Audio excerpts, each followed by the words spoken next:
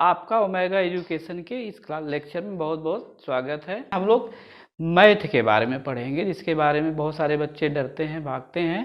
तो हम लोग मैथ की क्लास आज से शुरू करने जा रहे हैं, जिसका फर्स्ट लेक्चर हम आज शुरू करेंगे, जिसमें हम इंट्रोडक्शन करेंगे। मैथ की क्लास कौन सी होगी, किस बेसिस पे होगी, किनके लिए होगी, तो हम आपको ये बता दें कि जो हमारी ये मैथ की क्लास होने वाली है, हम ये जो लेक्चर की सीरीज शुरू करने जा रहे हैं, बहुत सारे सीरीज में आएगी। ये फोकस रहेगा कॉम्पिटिटिव मैथमेटिक्स पे, यानी जो कंपटीशन में आते हैं, चाहे वो एसएससी का हो, चाहे वो रेलवे का एग्ज़ाम हो, कोई भी वनडे एग्ज़ाम हो, इस तरह के एग्ज़ाम पे फोकस रहेगा। तो इसमें हम चैप्टर वाइज चैप्टर आपको बहुत इजी वे से, मतलब हम जो भी चैप्टर शुरू करेंगे ये मान के शुरू करेंगे कि हमें मतलब गणित या मैथ में बिल्कुल आती नहीं है, और हम एकदम शुरुआत से शुरू करेंगे।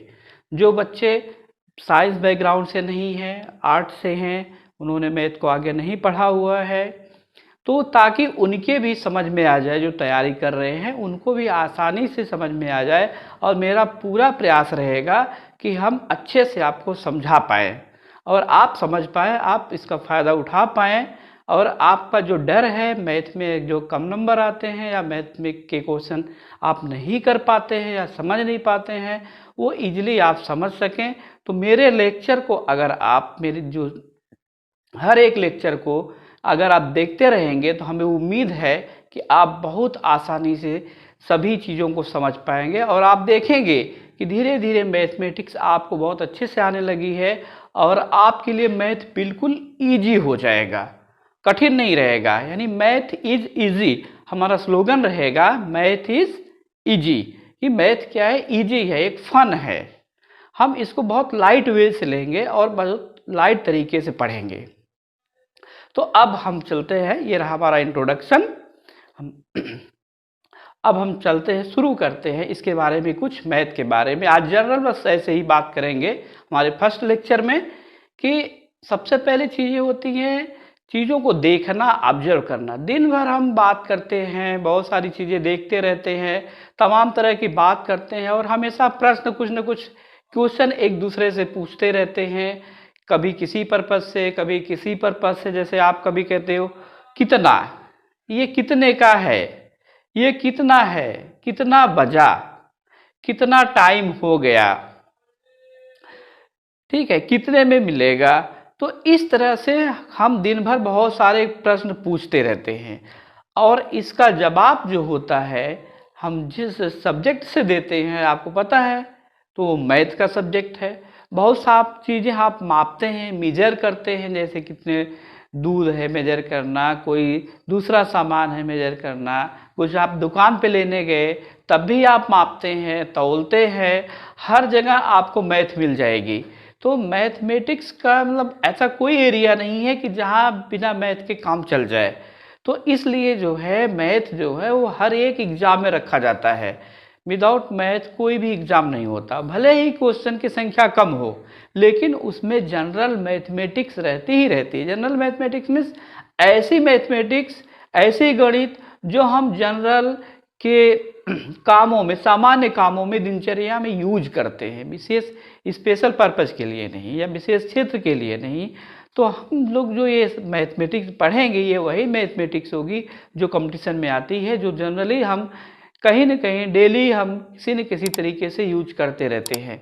तो इस तरह से हम बहुत सारी चीज़ें देखते हैं। तो जो ये कौन कब कैसे होता है, जो सामान होते हैं उनमें हम दो तरह के देखते हैं। कुछ है जिनको हम अलग अलग पहचान सकते हैं, और कुछ को हम अलग अलग करके पहचान नहीं सकते हैं। अब जैसे मान लीजिए कि किसी कुछ चीज़ों का आपके पास एक आपको दिखा, जैसे मान लीजिए आपने देखा एक झुंड देखा, जैसे आपने देखा कि बर्ड्स का झुंड, फ्लॉक, आपने चिड़ियों का झुंड देखा, तो आप उसको झुंड बोलते हैं, यानी कितने। अब उसमें आएगा कि कितनी चिड़ियों का झुंड है, जो इसमें प्रश्न आपका आएगा, प्रश्न आएगा कितनी चिड़िया, कितनी चिड़िया। अब जैसे है कि किसी सेल्फ में कितनी किताबें हैं। अब कोई सेल्फ है, सेल्फ में कितनी किताबें हैं, या मान लीजिए आप दूसरा कोई समूह लीजिए, जैसे फूलों का बंच ले लीजिए कि कितने फूल हैं उसमें, ठीक है। या किसके पास, मेरे पास 5 पेंसिल है ना। जैसे मान लीजिए पेन ले लीजिए, पेन कितने पेन हैं। तो ये जो चीजें हैं ये काउंटेबल होती हैं, यानी इनको हम अलग अलग इकाई के रूप में पहचान सकते हैं, इनको गिन सकते हैं। क्या कर सकते हैं? गिन सकते हैं, यानी ये काउंटेबल कही जाती हैं। और कुछ ऐसी हैं जो अनकाउंटेबल हैं, जिनको हम अलग अलग पहचान नहीं सकते, हमें पूरा मिलके एक ही दिखाई पड़ता है, तो उसे हम कहते हैं अनकाउंटेबल, जिनको गिना न जा सके अलग अलग। जैसे क्या हो गया आपका, पानी, दूध, तेल,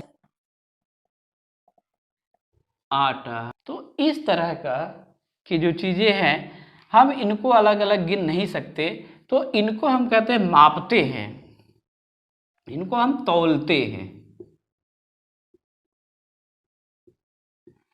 या मापते हैं।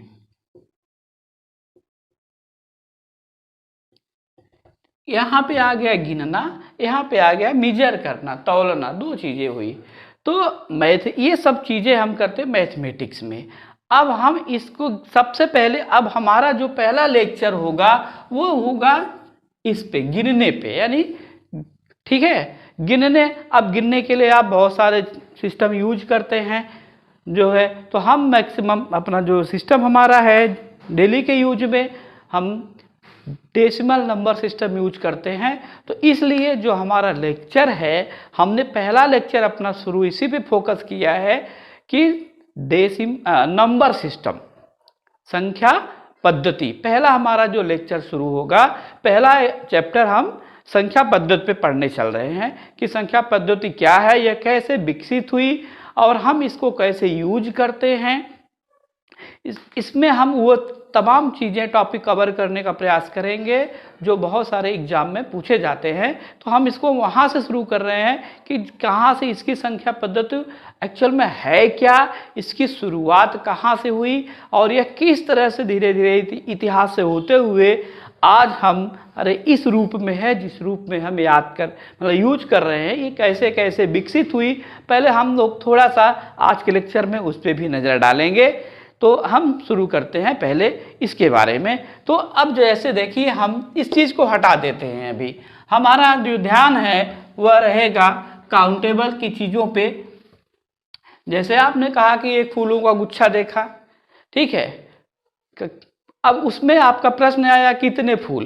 कोई क्लास है, क्लास में कितने बच्चे हैं, तो वहाँ पे एक काउंटेबल है, आप गिनना शुरू कर देते हैं। तो इसी चीज़ों को हम कैसे यूज किए बात पहले, तो हम उसके इतिहास में थोड़ा सा चलेंगे। तो पहले इन समूहों को देख लें कि ये समूह भी दो तरह के होते हैं। जैसे एक होते हैं कि जिनको आप आसानी से क्या है गिन सकते हैं, यानी उनकी संख्या सीमित होती है। जैसे कोई क्लास है, अब क्लास मान लीजिए कि 10th की क्लास है, तो क्लास में बच्चों की संख्या सीमित होगी, बहुत होंगे 30, 40, 50, यानी 30 हो सकते हैं, 40 बच्चे हो सकते हैं, 50 हो सकते हैं या 60, मोर देन, ये मैक्सिमम कितने बच्चे हो सकते हैं, 60 हो सकते हैं। तो यह इस तरह का जब समूह होता है, यह एक क्लास क्या है, एक समूह है, सेट है। क्या है? सेट है, समूह है। तो यहाँ पे देखिए ये इसमें सीमित है संख्या, इनका एक लिमिट है, तो इसे कहते हैं फाइनाइट सेट। क्या कहते हैं? Finite set. अब मान लीजिए कि कुछ ऐसे समूह हो जिनको गिना न जा सके, जैसे स्टार्स, तारों का समूह। अब इनमें क्या है कि आप गिन नहीं सकते हैं कि कितने तारे हैं, मतलब ये है तो अलग अलग, लेकिन ये गिनने आप गिन नहीं सकते हैं। तो इसे कहते हैं देखिए इनफाइनाइट सेट।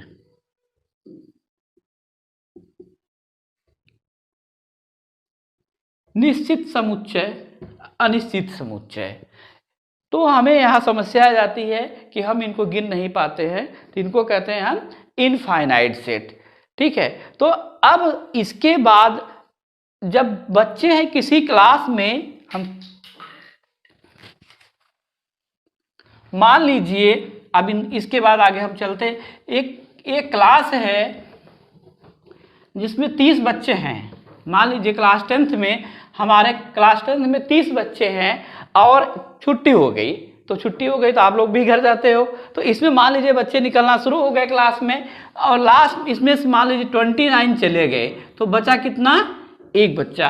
अब जब देखा जाए उस समय क्लास 10th के अंदर केवल एक बच्चा है, बचा हुआ है।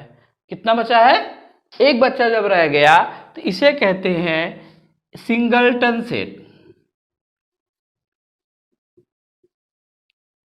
एकल समुच्चय। हिंदी में क्या कहते हैं? एकल। जब किसी समूह में केवल एक ही सदस्य हो, इन सबको सदस्य कहते हैं। जैसे 30 बच्चे हैं, बच्चों को क्या कहेंगे? मेंबर कहेंगे, क्लास 10th का मेंबर। तो इसमें एक ही मेंबर बचा है, अगर ये भी चला जाए तो क्लास खाली हो जाएगा। क्लास क्या हो जाएगा? अब कोई नहीं रह गया, तो इसे कहेंगे इम्पटी। तो इसे कहते हैं इम्पटी सेट। ठीक है, तो सबसे पहले अब देखिए आ गया ये मन में कि इस तरह से ये जो गिनती की बात है, काउंटेबल, यानी कि कैसे हमने गिनना शुरू किया। तो शुरू में किस तरह से लोगों ने इसे काउंट करना शुरू किया, क्या होगा? जैसे 1 2 3 4 5 आज हम गिनते हैं, तो यह किस रूप में यहाँ तक आकर के पहुंचा? शुरू में लोगों ने गिनना शुरू किया। बहुत सारे ऐसी प्रमाण मिलते हैं कि लोगों ने इनका यूज किया। जैसे सबसे पहला जो इसके बारे में हमें नॉलेज मिलता है, वह मिलता है कहाँ से? इजिप्ट से। सबसे पहले हमें कहाँ मिला? इजिप्ट से मिला। इजिप्ट यानी जिसे आजकल हम लोग क्या कहते हैं? मिस्र कहते हैं। ठीक है, लगभग या 3400 BC पहले हमें इसका प्रमाण इजिप्ट से मिलता है। उसके बाद आता है, आप इतिहास में पढ़ चुके हैं, मेसोपोटामिया। 3000 BC के पास हमें इसका प्रमाण मेसोपोटामिया में मिलता है। लेकिन इनका लिखित रूप में स्क्रिप्ट जो है, स्क्रिप्ट शुरू हुआ सबसे पहले हमें मिला लगभग, ये चाइना में मिला लगभग 1200 BC के पास। कितना? 1200 BC के पास चाइना में मिला, और भारत में 3003 BC के पास ये पाया गया जो है। तो उस समय लोग इनको कैसे करते थे? अब जैसे मान लीजिए हम देखते हो कैसे क्या सिंबल यूज करते थे। शुरू में हुआ क्या, जैसे मान लीजिए किसी की कोई एक समूह ले लें, उस समय मान लीजिए ये है घोड़े, घोड़ों का समूह मान लीजिए, या आदमियों का ही ले लीजिए, बच्चों का समूह।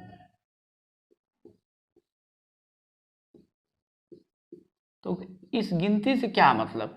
जैसे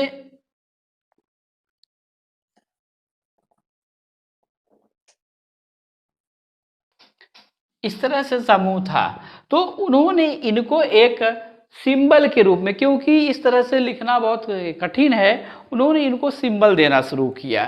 तो उन्हें हम आजकल उसे यूनिरी मेथड कहते हैं, यानी कि सबसे पहले का तरीका, प्राचीन तरीका क्या है। तो उन्होंने सबसे इसे एक पाई के हिसाब से लिखना शुरू किया। जैसे अगर कोई मान लीजिए एक है, नंबर में एक है, इसे शब्द में लिखें तो 1 2 3 4 5, इंग्लिश में 1 2 3 4 और 5। तो उन्होंने इसे सिंबल से दिखाना शुरू किया। पहला सिंबल जैसे 1 के लिए उन्होंने 1 लाइन खींची, 2 के लिए 2 लाइन, 3 के लिए 3 लाइन, 4 के लिए 4 लाइन, और 5 के लिए जो है उन्होंने 4 लाइनें तो ऐसे खींची, एक ऐसे काट देते थे, तो ये 5 बन गया।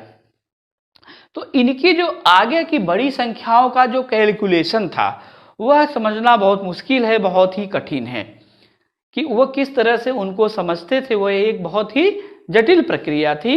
इसको भी लिखने के दो तरीके उसमें प्रचलित थे, एक तो वर्टिकल लाइन, दूसरी थी हॉरिजॉन्टल लाइन। यानी इनको इस तरह से भी मिलते हैं प्रमाण कि इस तरह से भी लोगों ने दिखाना शुरू किया था।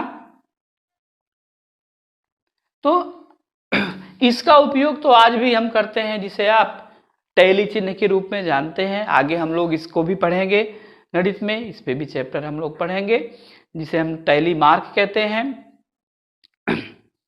तो हमारा जो आज का अब का सिंबल है वह इस रूप में कैसे आया, कैसे कैसे आया, हम अब उसके बारे में पढ़ेंगे। ठीक है, तो उसके बारे में हम देखते हैं कि इसके आगे का विकास कैसे कैसे हुआ। तो अब का जो सिंबल है हम जो यूज करते हैं, अब उसके बारे में हम देखते हैं। तो अभी जो हम सिंबल यूज कर रहे हैं उसे हम कहते हैं हिंदू अरेबिक सिस्टम। तो कुछ लोग तो इसको ब्रिटिश भी बोलते हैं कि ये इंग्लिश पद्धति है। नहीं, ऐसा नहीं लिखा जाता, उसको अरेबिक लिखा जाता, क्योंकि यह विकसित हुआ, फला फूला इंडिया में। लेकिन इसे अरब लोगों ने, चूंकि वो इंडिया में आए थे, उन्होंने सबसे पहले इसको और जगहों पे ले जाके फैलाया। तो इसलिए उन पहले सब इसे अरेबिक सिस्टम कहा जाने लगा, लेकिन इसे वास्तव में हम इंडो अरेबिक सिस्टम कहते हैं। यानी कि इनका विकास जो है वह भारत में हुआ। तो सबसे पहला जो सिंबल वह हमारे यहाँ मिला शुरू में 1, 4 और 6, पहला सिस्टम जो पहला जो सिंबल हमें मिला, आज वर्तमान रूप का जो सिंबल है, जो सबसे पहला सिंबल मिला वह मिला था हमारा 1, 4, इस रूप में 1, 4 और 6 तीन सिंबल हमारे मिले, 1, 4 और 6। कहाँ में? इंडिया में इनका प्रमाण मिलता है अशोका के इंस्क्रिप्शन में, अशोक के लेख में। स्तंभ पे अशोक जो है अपनी बातों को पहुंचाने के लिए स्तंभों पे शिलालेख करवाते थे। तो ये उसमें मिला 3rd सेंचुरी BC। कब मिला? 3री शताब्दी में, BC से 3 शताब्दी पहले हमें ये तीनों के बारे में मिला, 3rd सेंचुरी BC। इसके बाद अगला जो मिला 2 मिला, 4 मिला, यानी 4 जो पहले मिल चुका था, ठीक है, 2 मिला, इसके बाद 5 हमारा मिला, 6 ऑलरेडी मिल चुका था, 1, 2, 4, 5, 6 हो गया। तो यानी 2 मिला, 5 मिला, 7 और 9, 2, 5, 6। अब मैं सिंबल नहीं बना रहा हूं, मैं लिख दे रहा हूं, 7 और 9 मिला जो है। कौन कौन सा मिला? 2, 5, 7, 9। दूसरी बार, पहला जो हमें मिल चुका था उसके बहुत दिनों के बाद हमें ये 3 सिंबल मिले। कहाँ मिले? ये नैना घाट के लेख में मिले। ये तीनों सिंबल नैना घाट के लेख में मिले। इसके बाद जो सिंबल मिला, देखिए अभी क्या क्या बचा हुआ है इसमें, क्या क्या मिसिंग है? 3, 7, 8, 3, 7, 8, 1, 2, 4, 5, 6, 7, 9 हो गया। तो अभी 3 मिसिंग है और 8 मिसिंग है। ठीक है, 3, 8 और 0। तो इसमें 3 जो मिला था वो नासिक की गुफा में मिला। 3 सिंबल जो पहली बार मिला हमें वह नासिक जो महाराष्ट्र में है, नासिक की गुफा में हमें 3 का सिंबल मिला। ठीक है, 8 के बारे में स्पष्ट जानकारी हमारे पास अभी नहीं है कि 8 कहां से कब कैसे मिला। अगर ठीक है, इसके बाद 0 का भी आविष्कार भारत में हुआ। तो इस तरह से हमारे पास कुल सिंबल जो हो गए वह हो गए कितने? जितना, यानी इन सिंबलों को कलेक्ट करके धीरे धीरे हम इस रूप तक पहुंचे जो अब हमारे पास हो गए हैं 0, 1, 2, 3, 4, 5, 6, 7, 8, 9, यानी कुल 10 सिंबल हैं हमारे पास। टोटल कितने हैं? 10। इनको इंग्लिश में डिजिट, क्या बोलते हैं, डिजिट। हमारे पास 10 सिंबल हैं। अब संख्याओं को देखो, यानी इस तरह से गिनते जाएं तो हम यहां तक गिनेंगे 9, लेकिन अगर सिंबलों को बढ़ाते चले जाएं तो ये बहुत ही मुश्किल हो जाएगा कि हम इनको याद रख पाए। फिर से हमारे पास वही समस्या आ जाएगी कि हम इनको याद रखना हमारे लिए बहुत ही मुश्किल हो जाएगा, हम इनको नहीं कर सकते हैं। तो हमें कुछ न कुछ नया सिस्टम विकसित करना होगा ताकि हम इजीली, यानी कि बिना ज़्यादा मेहनत के हम आसानी से उनको लिख पढ़ सकें, उन सिंबलों का प्रयोग कर सकें।